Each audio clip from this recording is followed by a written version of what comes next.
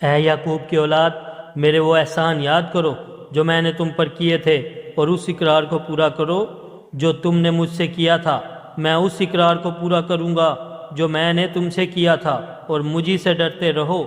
اور جو کتاب میں نے اپنے رسول محمد صلی اللہ علیہ وسلم پر نازل کی ہے، جو تمہاری کتاب تورات کو سچا کہتی ہے، اس پر ایمان لاؤ اور اس سے منکر اول نہ بنو، اور میری آیتوں میں تحریف کر کے ان کے بدلے تھوڑی سی قیمت یعنی دنیاوی منفعت نہ حاصل کرو، اور مجھی سے خوف رکھو، اور حق کو باطل کے ساتھ نہ ملاؤ، اور سچی بات کو جان بوجھ کر نہ چھپاؤ،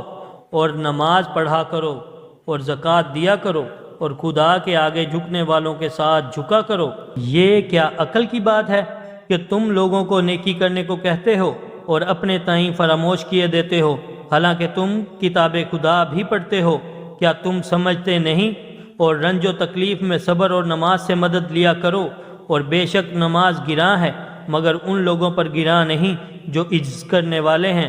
اور جو یقین کیے ہوئے ہیں کہ وہ اپنے پروردگار سے ملنے والے ہیں اور اس کی طرف لوٹ کر جانے والے ہیں۔